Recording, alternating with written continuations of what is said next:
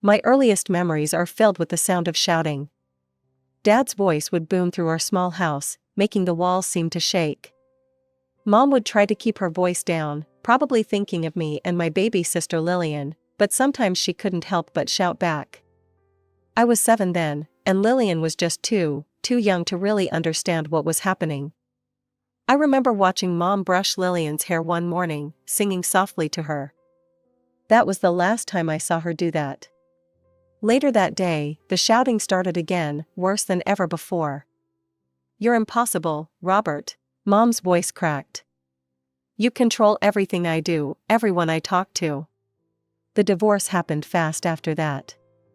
One day Mom was just gone.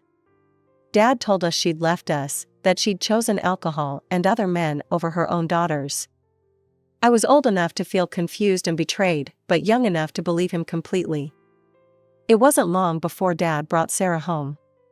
She was younger than Mom, always smiling, and she clearly adored Lillian. My baby sister took to her immediately, calling her mommy within weeks. But I couldn't do it. Every time Sarah tried to hug me or do my hair the way Mom used to, I'd pull away. "Chloe," Dad would say sternly, "Sarah is trying her best. You need to be more grateful." But how could I be grateful? I still had a mom, a real one, somewhere out there. Where was she? Why didn't she call? Why didn't she fight to see us? These questions haunted me through my childhood, but I learned to keep them to myself. Sarah doted on Lillian, buying her pretty dresses and taking her to dance classes. I was invited too, but I always refused. I threw myself into books instead, spending hours in my room studying. It was easier than watching my sister build a relationship with my replacement mother. Years passed this way, with Lillian becoming more and more Sarah's daughter while I remained stubbornly on the outside. But I had a plan. I studied hard, knowing that education would be my ticket to freedom. While Lillian was being groomed to be the perfect daughter, I was plotting my escape through college applications and scholarship essays. Finally, at 18, I was free. College felt like breathing fresh air after being underwater for too long.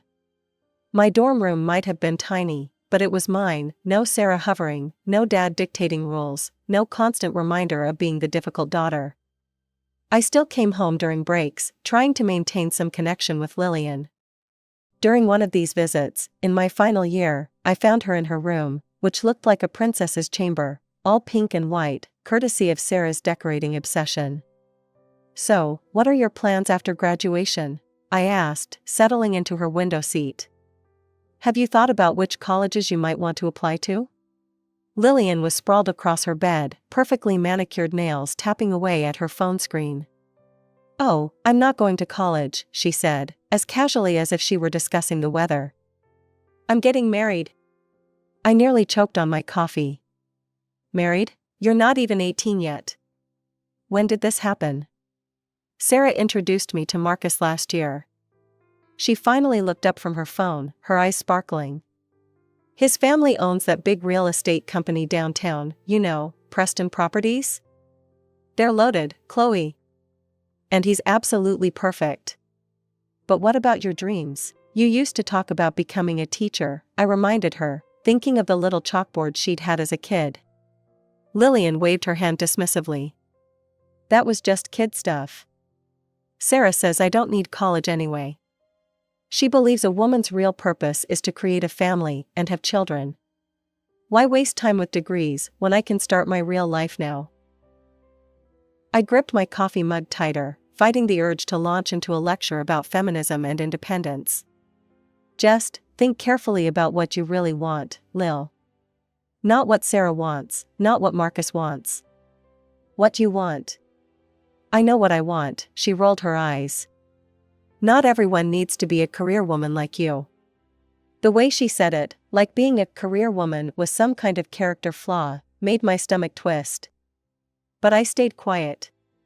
After all, it was her life to live. After graduation, I found a nice apartment across town and started working as a remote accountant. The job wasn't glamorous, but it paid well enough and gave me the independence I craved. Meanwhile, Lillian married Marcus in a lavish ceremony that Sarah orchestrated down to the last crystal champagne flute. Within a year, my baby sister was a mother herself, with little James arriving right on schedule. A year later came Emma. That's when my peaceful life started unraveling. The first time Lillian showed up unannounced, she was wearing designer workout clothes that probably cost more than my monthly rent, carrying 2 baby bags and looking perfectly put together despite supposedly being an exhausted new mom. "I have a spa appointment," she announced, already setting the bags down in my living room. "You'll watch them, right?" "Thanks, sis. James just ate, and Emma might need a diaper change soon." "Oh, and James likes his stuffed elephant for nap time, it's in the blue bag somewhere." Before I could even process what was happening, she was gone, leaving me with a toddler and an infant. This became a regular occurrence. Lillian would appear with some urgent appointment, lunch date, or shopping trip, dropping the kids off like they were packages to be delivered. The real shock came when she and Marcus decided to take a romantic getaway. No warning, no asking, they just showed up at my door with the kids and enough supplies for 3 days. The constant interruptions were driving me insane. My work as an accountant required focus and attention to detail, something nearly impossible to maintain with 2 small children running around. Every time I'd settle into a spreadsheet, there'd be a cry, a crash, or a "Auntie Chloe, I'm hungry." I tried working early mornings before Lillian's surprise visits, late nights after the kids went home, weekends when I should have been relaxing. But it wasn't enough. My boss had started noticing errors in my work, small mistakes that could have serious consequences. "Why don't you ask Sarah and Dad to watch them sometimes?" I suggested one day as Lillian dropped off the kids for the 3rd time that week. "Or maybe Marcus's parents?" "Dad's always at work," Lillian replied, already halfway out the door. "And Sarah says the noise gives her migraines. Besides, you're so good with them." I watched her walk away in her perfectly pressed designer outfit, not a hair out of place, and fought back the urge to scream. She couldn't handle them alone all day, but somehow I was supposed to handle them while working a full-time job? The breaking point came on a Tuesday. I had a crucial deadline, and James was particularly energetic that day. I'd turned away from my laptop for just a moment to stop Emma from eating a crayon when I heard the thud. James had been jumping on the couch, something I'd told him not to do countless times, and had fallen off. He seemed fine at first, but by the time Lillian came to pick them up, an angry purple bruise had spread across his shin. The moment she saw it, she exploded. "What the hell, Chloe," she screamed, making both kids start crying. "I trust you with my children, and this is how you watch them." He could have been seriously hurt. "Maybe if you actually watched your own kids," I started, but she cut me off. "I knew I shouldn't have left them with you. You're so irresponsible. What were you doing, too busy with your precious spreadsheets, to keep my son safe?" Something in me snapped. Years of resentment, of being taken for granted, of being expected to put my life on hold for everyone else's convenience, it all came pouring out. "Get out," I said, my voice deadly quiet. "Take your kids, and get out of my apartment." "Excuse me? I'm done being your free babysitter. I have a job, Lillian. A real job that pays my bills. I can't keep dropping everything because you need a spa day or lunch with your friends. Hire a professional babysitter." I practically pushed them into the hallway, ignoring Lillian's shocked expression and the kids' confused tears. The moment the door closed, my phone started ringing. "Dad. What the hell do you think you're doing?" he roared before I could even say hello. "Your sister is crying her eyes out. How dare you treat her this way? If she doesn't like how I watch her kids, she can watch them herself," I shot back. "You will apologize to your sister immediately. This kind of behavior is unacceptable." "Unacceptable? What's unacceptable is dumping your kids on someone without warning and then getting mad when they can't provide professional childcare while working full-time. Listen here, young lady," his voice dropped to that dangerous tone I remembered from childhood. "If you don't start showing more respect to your sister and treating your family better, you can forget about your inheritance." I'll leave everything to Lillian. After this threat, I knew I needed to handle things differently. The constant tension wasn't good for anyone, especially the kids. So I swallowed my pride and called Lillian. "Hey," I said when she answered, my voice carefully neutral. "Can we talk?"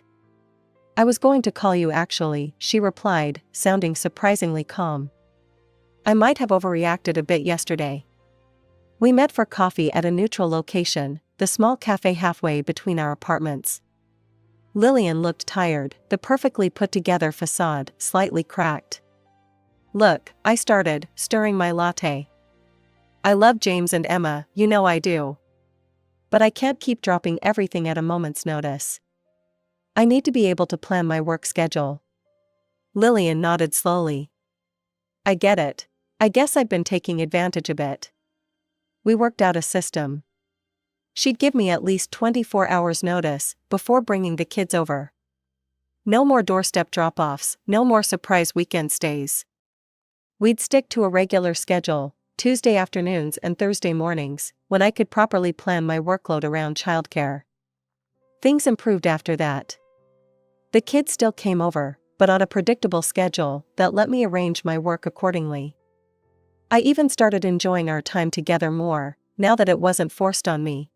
As Christmas approached, I made plans with my college friends for a ski trip in the mountains. It would be my first real vacation in ages, no work, no family drama, just snow and freedom. When I heard Lillian was planning a family trip to Europe, I figured it was perfect timing. Surely a family vacation meant the whole family, kids included. 2 days before my departure, I stopped by Lillian's house with Christmas presents for the kids. The living room was chaos, suitcases everywhere, clothes laid out on every surface. Dad and Sarah were there too, Sarah directing the packing like a general organizing troops. "These are so cute," Lillian exclaimed as the kids tore into their early presents. "They can play with them while staying at your place during Christmas." I froze, my coffee cup halfway to my lips. "What?" "Oh, it's going to be amazing," Lillian continued, apparently oblivious to my shock. "Marcus's college friends are joining us in Paris, and then we're hitting the ski slopes in Switzerland. No kids allowed, it'll be just like old times." "I'm leaving for a ski trip tonight," I said slowly. "With my friends. I've had these plans for months." The tension in the room was thick enough to cut with a knife. I watched my father's face turn that familiar shade of red that always preceded an explosion. "I couldn't care less about your plans," he spat, standing up from his armchair. "When are you going to grow up and realize that family comes first? Looking after your sister's children is your responsibility." "My responsibility?" I echoed, incredulous.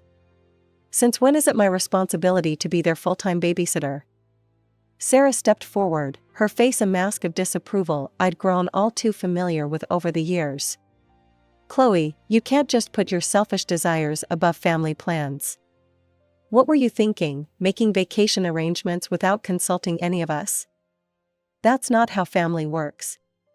I let out a harsh laugh. "Consulting you? That's rich. Did any of you consult me before planning your European vacation? Did anyone even think to ask if I was available to watch the kids?" "We shouldn't have to ask," Lillian chimed in, bouncing Emma on her hip. "You're their aunt. Then why don't you ask their grandmother?" I gestured toward Sarah. "She's family too, isn't she?" Sarah's perfectly maintained expression cracked slightly. "Don't be ridiculous. I can't possibly watch them, it's far too demanding at my age. Besides," she smoothed her designer blouse, "your father and I are going on the trip too." "Of course you are," I muttered. "So everyone gets a vacation except me?" "That's enough," Dad roared, making Emma start crying. "I've had it with your attitude, young lady. You've been difficult since you were a child, but this is the last straw. If you can't put family first, then maybe you don't deserve to be part of this family's future. The inheritance will go entirely to Lillian, every last penny." Something snapped inside me. Years of manipulation, of being the family doormat, of having my life treated as less important than everyone else's, It all came rushing to the surface. "You know what? Keep your damn inheritance," I shouted, grabbing my coat. "I'm done being threatened. I'm done being manipulated. You all can go straight to hell." The door slammed behind me with satisfying force. My hands were shaking as I drove home, but I felt lighter somehow, like I'd finally broken free of invisible chains. I threw myself into packing and left to meet my friends, turning off my phone as we headed toward the mountains. It wasn't until I was settled in our cozy cabin that evening that I thought to check the security camera feed I'd installed after one too many surprise visits from Lillian. They had been there, all of them, Dad pounding on my door, Sarah trying to peer through the peephole, Lillian bouncing a crying Emma while James sat on the floor playing with his toy cars. They had stayed for hours, alternating between pleading and threatening, clearly unable to process that I'd actually chosen myself over their demands for once. My phone buzzed constantly during the first day of vacation. I had muted all their notifications, but I could still see the numbers climbing: 27 missed calls from Dad, 43 from Lillian, 15 from Sarah. The voicemails and messages piled up, each more desperate than the last. "If you don't call back right now, young lady," Dad's voice thundered through one message I accidentally played before deleting. Sarah's texts were a masterclass in guilt-tripping. "I've never seen the children so upset. How could you abandon your own family at Christmas? Your poor sister is devastated. Is this really the kind of person you want to be?" Lillian's video messages were the worst, her perfectly made-up face streaked with tears, Emma crying in the background. "Please, Chloe. We can't find anyone else on such short notice. I'll pay you double what I usually do." I turned my phone off completely after that. My friends noticed my tension and suggested we hit the slopes early. The bite of cold air and the rush of skiing helped clear my head. 3 days into our trip, my cousin Rachel texted, "Just heard what happened. Don't worry too much, Sarah finally found someone through her country club friends to watch the kids. Some retired teacher or something. She's charging them a fortune though. Guess professional childcare isn't so cheap after all." I couldn't help but smile at that. They'd finally had to face the reality of what their constant demands had been costing me. When I returned home a week later, my social media notifications were exploding. Dad had made a public post, complete with old family photos of him with Lillian and me as children. It pains me to write this, but today I officially disown my eldest daughter, Chloe. She has betrayed not only me but our entire family, abandoning her sister and young niece and nephew at Christmas to pursue her own selfish desires. A true daughter would never put her own wishes above her family's needs. From this day forward, all my property and assets will go to my younger daughter Lillian, who understands the true meaning of family loyalty. Chloe is no longer welcome in our home or our lives. The post had hundreds of reactions, mostly from Dad's business associates and church friends offering sympathy and condemning my selfishness. Sarah had shared it with additional commentary about ungrateful children and modern values destroying family bonds. I stared at the screen for a long moment, then closed the app without liking, commenting, or sharing. Let them have their public meltdown. I had work to do, and for the first time in years, a quiet apartment all to myself. A week after Dad's dramatic social media announcement, I received a message that made my heart stop. The notification simply read, "Catherine Mitchell wants to connect with you." My mother's name appearing on my screen like a ghost from the past. Her message was long, carefully worded. "Chloe, I saw your father's post. I know it's been many years, and I have so much to explain. Would you be willing to meet with me? I understand if you don't want to, but please know that I've never stopped thinking about you and Lillian." My hand shook as I read the rest. She'd been following our lives through social media all these years, my college graduation, Lillian's wedding, the birth of my niece and nephew. She'd been there, watching from a distance, unable to reach out. I agreed to meet her at a quiet cafe across town. Walking in, I spotted her immediately. She looked older than in my memories, of course, but her eyes were the same. When she hugged me, I caught the faintest whiff of the lavender perfume she used to wear when I was little. I'm so sorry, Chloe, she said as we sat down. I know an apology can't make up for all these years, but you need to know the truth. The story she told made me feel sick. Dad had been systematically keeping her away from us, all while painting himself as the victim. He'd send her photos and videos of us with Sarah, birthday parties, school events, family vacations, along with messages about how happy we were with our real mother. Look how well they're doing, he'd write. Sarah is such a wonderful mother to them. They don't even remember you anymore. Why would you want to disrupt their lives now? She pulled out her phone, showing me years of messages from Dad, each one more manipulative than the last. The girls call Sarah Mom now. It would only confuse them if you tried to come back into their lives. Chloe's doing so well in school. Sarah helps her with all her homework. She's forgotten all about you.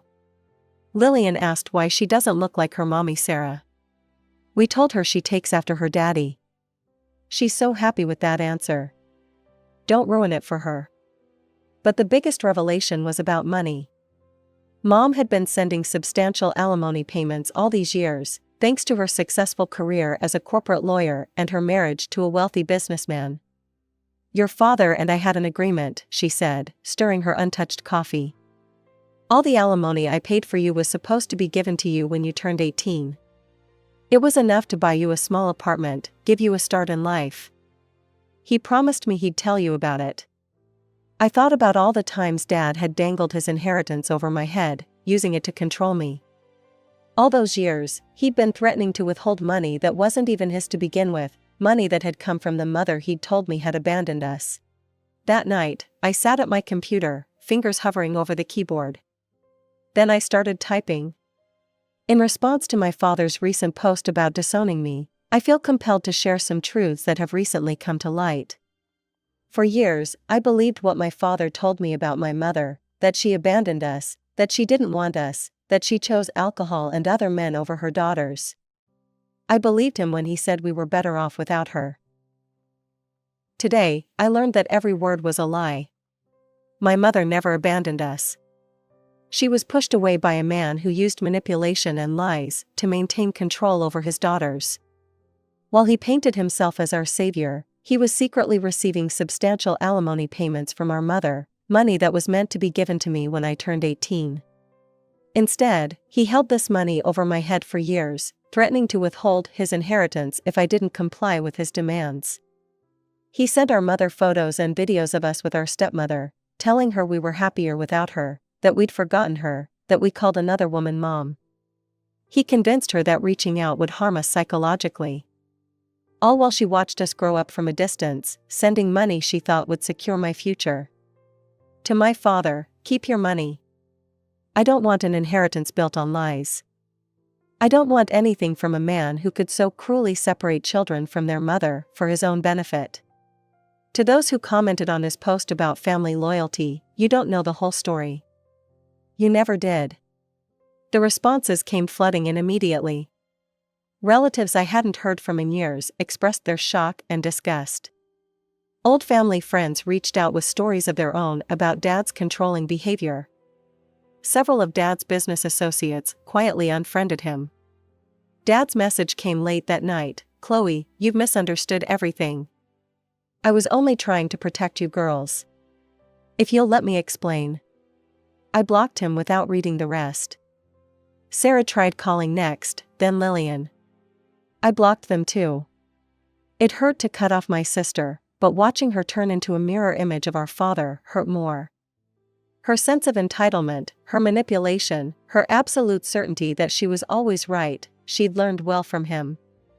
Mom helped me find an apartment in her neighborhood, insisting on buying it outright. Now, 6 months later, we have dinner together 3 times a week.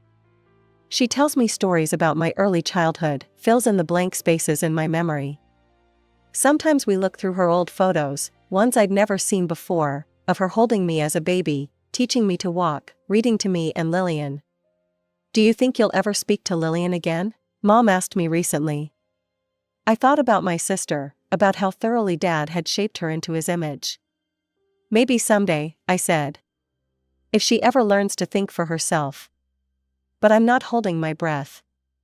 For now, I'm focused on rebuilding my relationship with my mother, making up for all those lost years. I'm learning that family isn't about obligation or control or threats. It's about love, respect, and truth, qualities I never found in my father's house, but discover every day with my mom. Sometimes I still get messages from flying monkeys, Dad's friends, church members, distant relatives who think I should forgive and forget.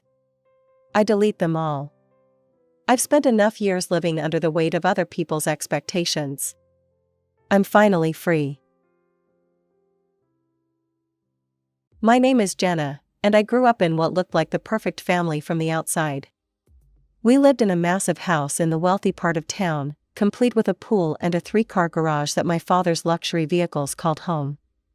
My dad built his company from the ground up, turning it into a successful enterprise that provided us with everything we could ever want. And my mother, Diana? Well, she made sure everyone knew just how successful we were. "Darling, I simply must have this new Gucci bag," I'd hear Mom say to Dad at least once a week. "Everyone at the country club has one, and I can't possibly show up with last season's model again." Dad would just smile, pull out his credit card, and hand it over without a word. That's how it always went, Mom asking, Dad giving. She didn't work a day in her life, but she sure knew how to spend money. Every month brought new designer clothes, spa treatments, and trips to exotic resorts where she'd post endless photos on social media. Meanwhile, I spent most of my time with a rotating cast of nannies. We went through them like Mom went through handbags. None of them ever seemed good enough for her. I remember one nanny in particular, Miss Sarah. She was different from the others. She actually cared about me, not just her paycheck. She'd help me with my homework, read me stories, and even taught me how to bake cookies. But like all the others, she didn't last long. I caught her wearing one of my silk scarves, Mom announced one day, though I knew for a fact that Miss Sarah would never do such a thing.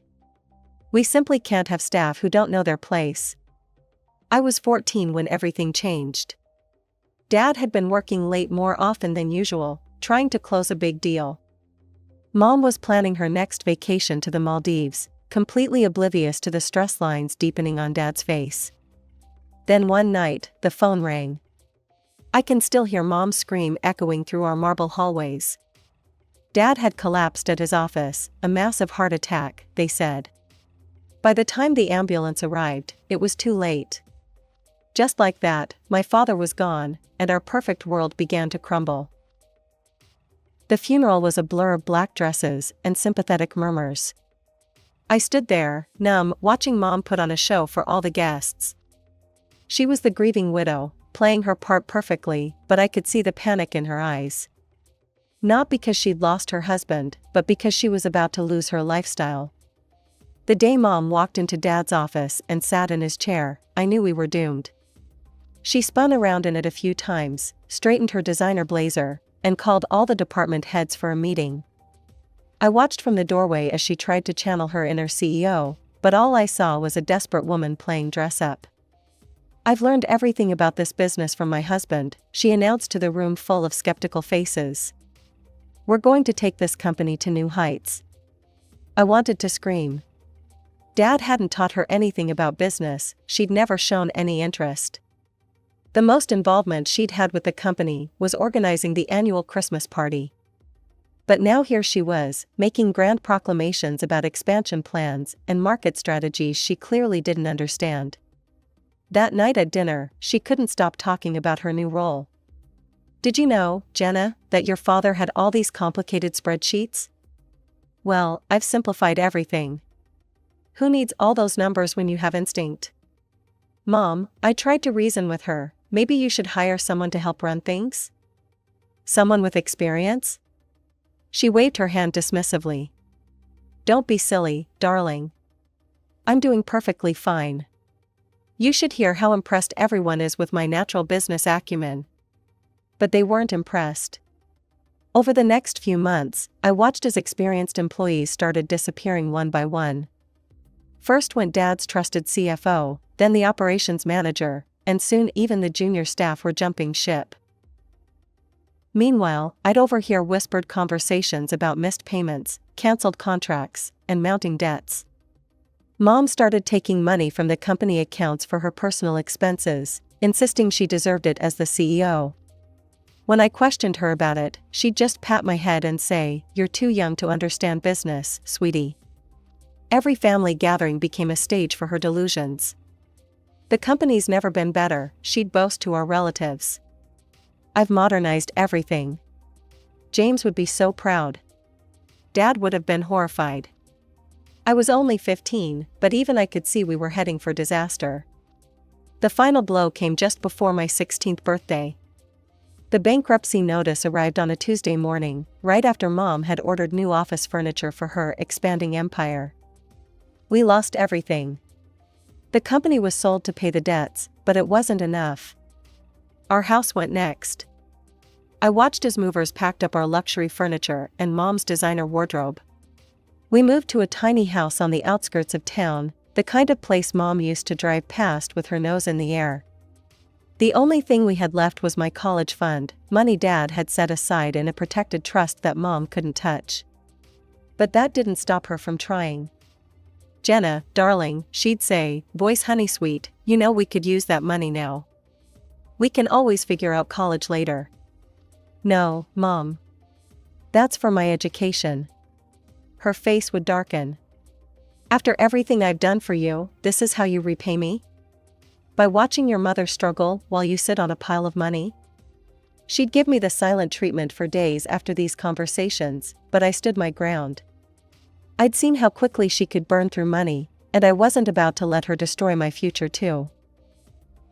The next 2 years dragged by in tension and cold shoulders. Mom and I barely spoke except to argue about money. When my high school graduation finally came around, she made it clear she wouldn't celebrate my achievement. "Why should I throw you a graduation party?" she said the morning of the ceremony, not looking up from her coffee cup. "You won't even help your own mother when she needs it." I'd already been accepted to Barrett University, a good school 3 states away. Mom didn't know it yet, but I'd chosen it specifically for the distance. As soon as the graduation ceremony ended, I told her my plans. "You're abandoning me?" she gasped, clutching her chest dramatically. "After everything?" "I'm not abandoning you, Mom. I'm going to college, like Dad wanted." The dorm room at Barrett was tiny compared to my old bedroom, but it felt like paradise. No more guilt trips, no more silent treatments, no more walking on eggshells. I stretched my dad's money as far as it would go, cheap meals, used textbooks, no spring break trips. Every holiday, I'd make the obligatory phone call home. "Hi Mom, how are you?" "Oh, surviving, barely," she'd say with a sigh. "Unlike some people, I don't have a trust fund to live off of." She never called me first. Not once in 4 years. But I didn't care, I was too busy building my own life. I graduated with honors, landed a job at Thompson & Associates, and found a small apartment in the city. Work became my focus, and I was good at it. Really good. Within 2 years, I'd been promoted twice. Then came that phone call. It was Christmas, and I was doing my usual check-in. "The heating's broken again," Mom complained. "I can barely afford groceries, let alone repairs. But don't worry about me, I'll just wear 3 sweaters and eat crackers." Something in me shifted. Maybe it was because I'd just gotten another raise, or maybe I was just tired of the guilt. But I heard myself say, "I'll come visit next week." I flew home with a plan. The house looked worse than I remembered, peeling paint, broken gutters, ancient carpet. Mom opened the door wearing that martyred expression I knew so well. "I'm doing well at work," I told her over coffee. "I'd like to help. I can give you $1,000 a month, and we can fix up the house a bit." Her eyes lit up like I hadn't seen in years. Within weeks, the house had fresh paint, new carpets, and working heat. Our new routine started slowly. Mom would call with an invitation to dinner, her voice warm and enthusiastic. "Jenna, sweetie, I was thinking we could try that new Italian place on Mason Street. Nothing fancy, just a nice family dinner. I've invited Aunt Carol and Uncle Pete. These dinners became our thing. Mom would pick modest restaurants, places where the entrees didn't break $30 and the wine list fit on one page. Sometimes it was just us, other times she'd invite her sister Carol, or her old friend Martha, or Uncle Pete. The bill usually came to around $200, which I always picked up without hesitation. I still remember the first time Mom bragged about me at one of these dinners. We were at Luigi's, a cozy family-owned place with checkered tablecloths and candles stuck in Chianti bottles. "Did I tell you," Mom announced to Aunt Carol, beaming with pride, "that Jenna just landed the Anderson account? The biggest client in her firm's history. My daughter's a real powerhouse in the business world. Takes after her father that way." It felt good. Different from the way she used to brag about me as a child, when I was just another accessory in her perfect life. This time, she was genuinely proud of what I'd accomplished on my own. The dinners became more frequent. Mom would call every couple of weeks, suggesting new places she'd heard about. Never anything extravagant, she seemed to understand the unspoken boundary there. She'd invite different combinations of relatives and friends, small groups who were always grateful and never presumptuous. Meanwhile, my career continued to flourish. I closed bigger deals, earned larger bonuses, and finally had enough saved for a down payment on my own place. The mortgage was substantial, but manageable with my salary. Mom came to my housewarming party, and for once, she didn't make any comments about the size or location. She just hugged me and said, "You've done so well, sweetie." When I upgraded to a new car, it felt natural to give Mom my old one. It was still in great condition, a 5-year-old Lexus that I'd maintained meticulously. Her ancient Honda was on its last legs anyway. The car was just the beginning. I noticed her ancient dial-up internet connection during one visit and immediately arranged for high-speed fiber installation. Then I started covering her utility bills when I realized she was keeping the house too cold in winter to save money. The real turning point came when I planned my first business trip to New York. Mom had always wanted to see Broadway, so I invited her along. Then Aunt Carol mentioned she'd never been to New York either, and before I knew it, I was booking tickets for 3. They were perfect travel companions, excited but not demanding. They were happy with comfortable mid-range hotels and authentic local diners. We walked everywhere instead of taking taxis, and they spent hours in Central Park, just people watching. That first trip set a precedent. Whenever I had to travel for work, Boston, Chicago, San Francisco, I'd bring Mom and 1 or 2 relatives along. They'd entertain themselves while I was in meetings, we'd meet for dinner, and on my free days, we'd explore together. They never asked for shopping sprees or expensive shows, though I'd occasionally surprise them with tickets to a musical or a nice dinner cruise. It felt like I was finally getting to know my real mother, the person she might have been if money hadn't warped her perspective so badly all those years ago. The phone call came on a Tuesday morning while I was reviewing contracts at work. Mom's voice had that special excitement I'd grown to recognize over the years. "Jenna, honey, I've been thinking about my birthday next month. You know I'm turning 55, right?" "Of course, Mom.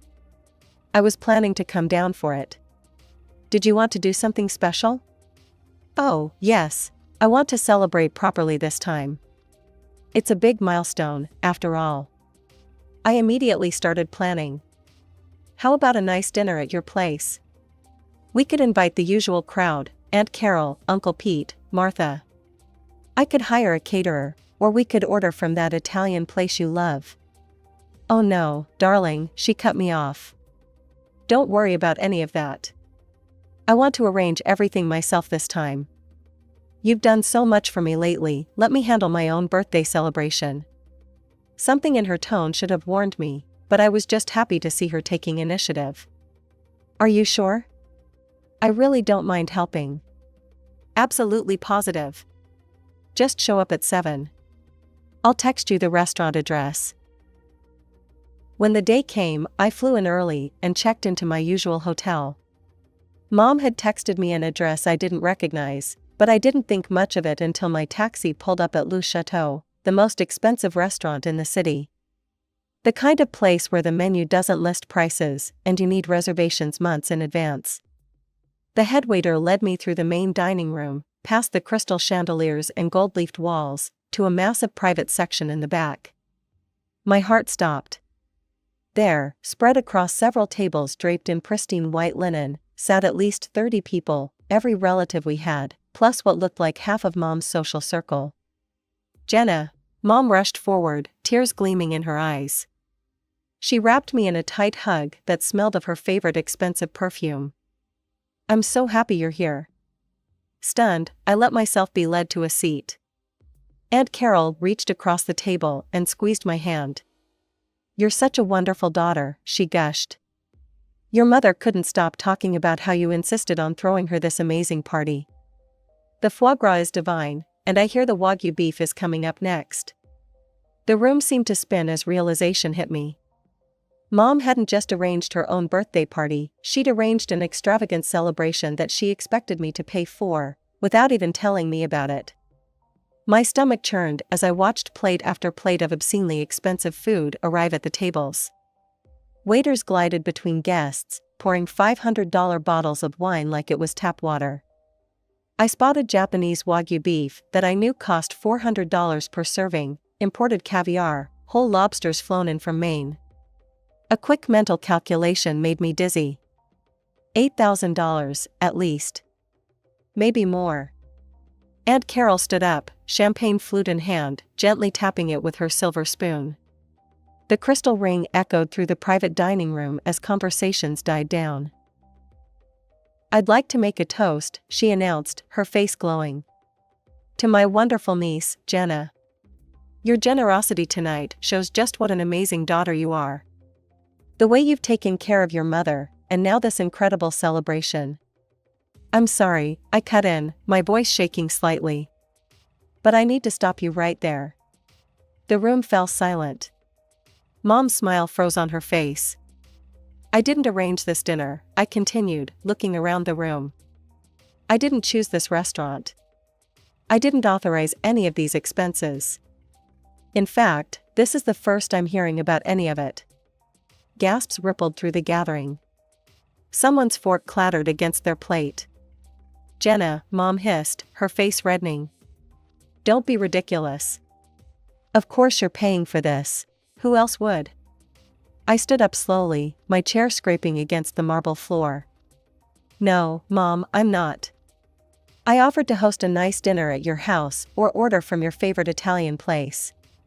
You said you wanted to handle everything yourself. You never mentioned Le Chateau or inviting 30 people. But you always pay," she sputtered. "You've been paying for everything. For reasonable things. Normal restaurants. Basic bills. Not this." I gestured at the extravagant spread. "I don't owe you a blank check." "You ungrateful." Mom's voice cracked. "After everything I've done for you." "Everything you've done for me?" I laughed, but there was no humor in it. "You mean like trying to spend my college fund? Or running Dad's company into the ground?"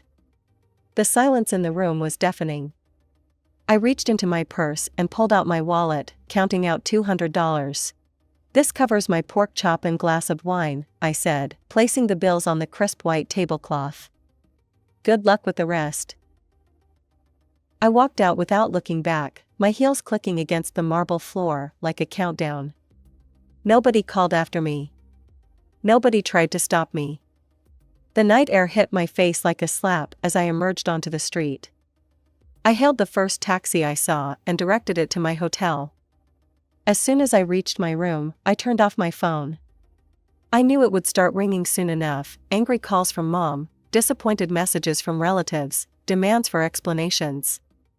But for now, I just needed silence. I sat on the edge of the hotel bed, hands shaking, and watched the city lights twinkle through the window. For the first time in years, I felt truly alone, and strangely, wonderfully free.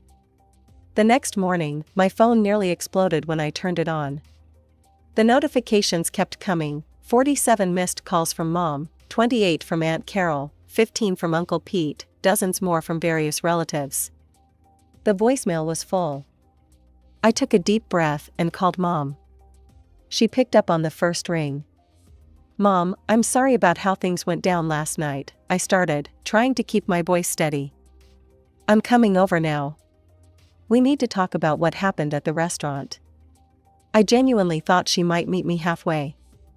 That maybe, just maybe, she'd realize how inappropriate it was to arrange such an extravagant party on someone else's dime without even asking them. I couldn't have been more wrong. "How dare you!" Her shriek was so loud I had to hold the phone away from my ear. "You selfish, narcissistic, ungrateful thing.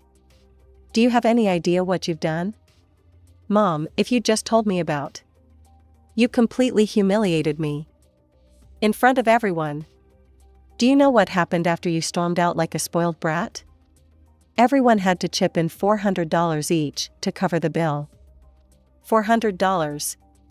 The total came to $12,000, $12,000. And you, with all your money, couldn't even be bothered to pay for your own mother's birthday. You greedy bastard." My head spun. $12,000. They'd ordered even more after I'd left. "You think I'm greedy, Mom? Fine. I'll show you greedy." I hung up mid-rant. My hands weren't shaking anymore. Instead, a cold clarity settled over me as I opened my laptop. First, I logged into my bank account and canceled the automatic monthly transfer of $1,000 to her account. Next, I called the car dealership where I'd purchased my old Lexus. "Hi, this is Jenna Mitchell.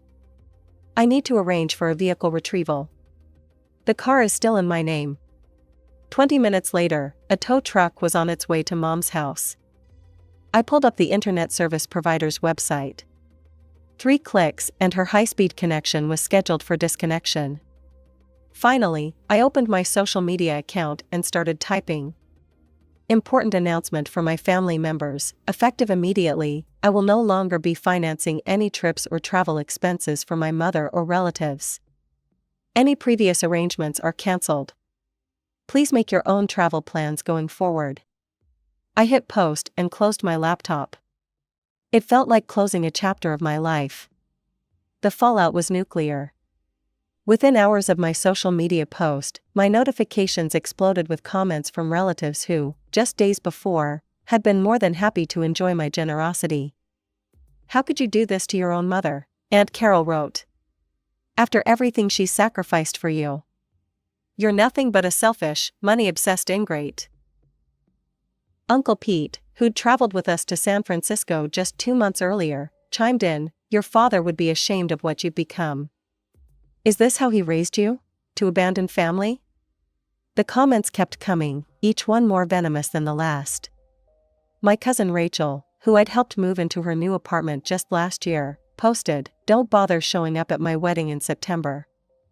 I don't want someone so heartless at my special day." Aunt Carol followed up with another blow, "And you can forget about my 60th anniversary party next month. We don't need your money or your presents." It was fascinating, really, watching how quickly they forgot all the dinners, all the trips, all the times I'd picked up the check without a second thought. Now I was the villain in their story, the greedy daughter who'd cut off her poor mother. None of them mentioned the $12,000 dinner bill they'd been forced to split. None of them questioned why Mom had invited 30 people to a restaurant where entrees started at $300 without discussing it with the person she expected to pay. In their version of events, that part didn't matter. The first few weeks were the hardest. I threw myself into work, took on extra projects, anything to keep my mind occupied. My phone kept buzzing with messages from unknown numbers, relatives, trying to reach me through different phones after I'd blocked them. I changed my number. Some nights, I'd lie awake wondering if I'd done the right thing. But then I'd remember all the times Mom had manipulated me, all the guilt trips, all the endless demands, disguised as love. The birthday dinner wasn't an isolated incident, it was just the most blatant example of a pattern that had been there all along. 2 months after the restaurant incident, Mom tried to reach out. She used her neighbor's phone to leave a voicemail. "Jenna, honey, can we talk? I miss you. Things have been difficult. Maybe we could meet for coffee? Just us?" Her voice sounded smaller somehow, less certain. Part of me wanted to believe she'd changed, that she'd finally understood. But then I noticed she still hadn't apologized. There was no acknowledgement of what she'd done, no taking responsibility. Just another attempt to reel me back in. I blocked that number too. Life went on. I got another promotion at work. Without the constant drain of supporting mom and various relatives, my salary stretched further than I'd ever imagined. I took a trip to Europe, alone this time, no relatives to entertain, no one's demands to accommodate. It was liberating. Sometimes, through mutual acquaintances or social media, I hear bits and pieces about mom's life. She had to downsize again, move to an even smaller place. She complains to anyone who'll listen about her ungrateful daughter who abandoned her. The relatives all sympathize, of course, but interestingly, none of them have offered to support her the way I did. Do I miss having a mother? Sometimes. But I miss the mother I needed, not the one I had. I miss the idea of family, but not the reality of what my family had become, a network of users all too happy to take everything I could give and then condemn me when I finally said enough. Maybe someday mom will have a real epiphany. Maybe she'll understand that love shouldn't come with a price tag, that family isn't about financial transactions. Maybe she'll offer a genuine apology, not the kind that comes with excuses or demands, but one that shows true understanding of the hurt she's caused. If that day comes, I might be open to rebuilding some kind of relationship. A different one, with clear boundaries and mutual respect. But even then, I'll never go back to being the family ATM. That chapter of my life is closed forever.